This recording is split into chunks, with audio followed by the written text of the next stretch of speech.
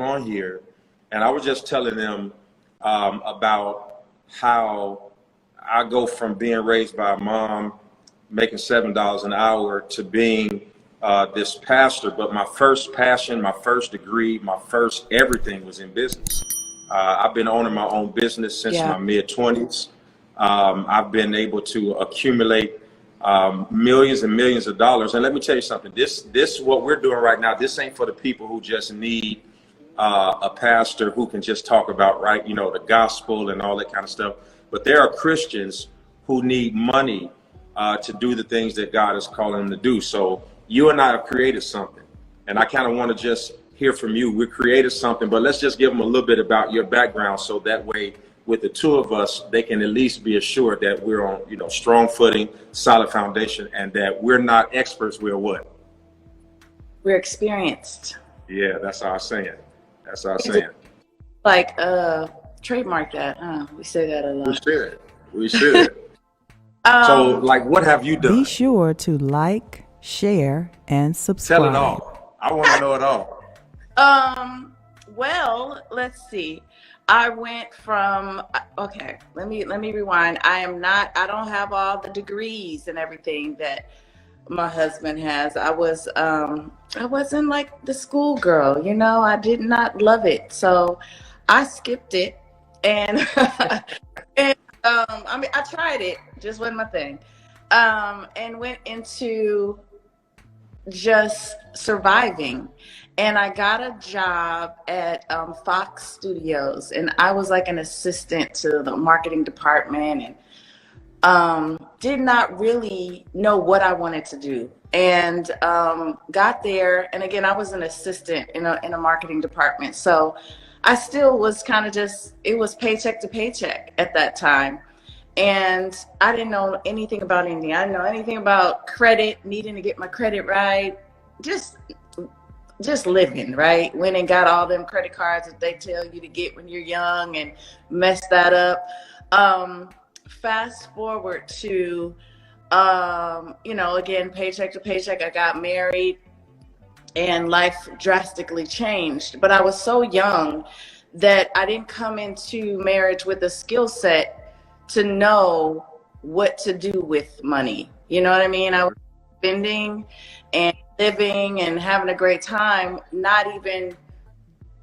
what was going on around me was not registering with me to do something with it. Now, I've always had ambition. I've always had goals. I've always wanted to do something with myself. So during that time, I was like, oh, I want to open up this or that. And it just wasn't really encouraged in that relationship, because everything was good, sit down and be good.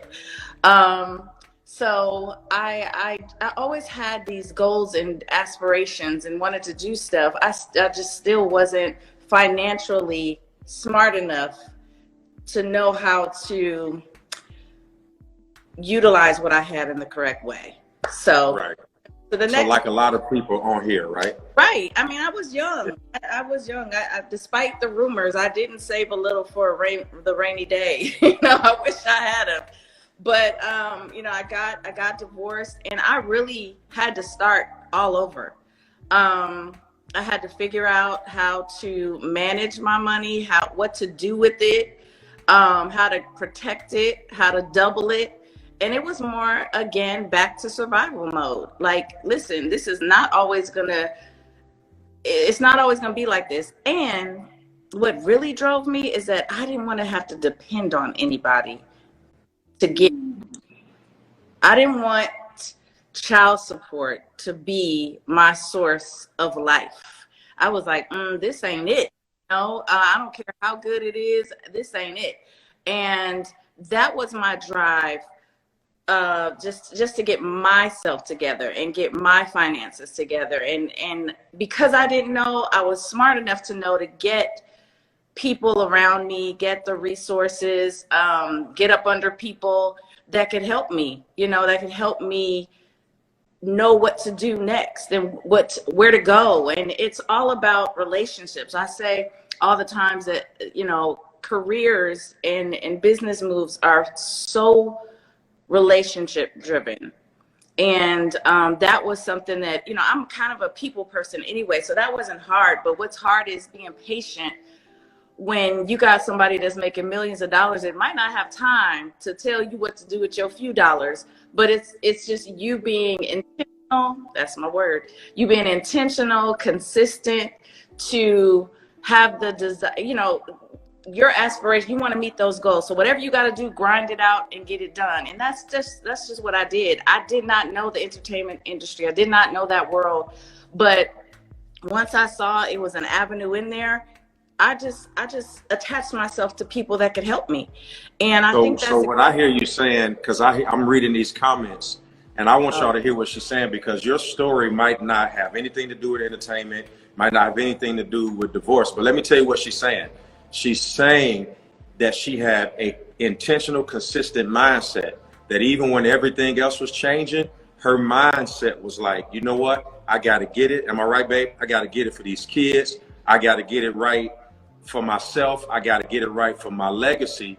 And that is why you and I created the Maximize Your Biz Challenge, because we knew for sure that there were millions of people connected to the both of us who need to understand the steps that they need to take in order to get from the one bedroom they're in right now to the multi-million-dollar mansion that they have. And listen, a lot of Christians always say stuff like this, right, babe? Like, it ain't always about the money. It ain't always about the money, but sometimes that's all it's about. Because when it's time to pay your bills, you can't send them prayers in an envelope. When it's time to buy a car, you can't send holy oil. When it's time to send your kids to college and pay off those student loans, you can't send them a prayer shawl.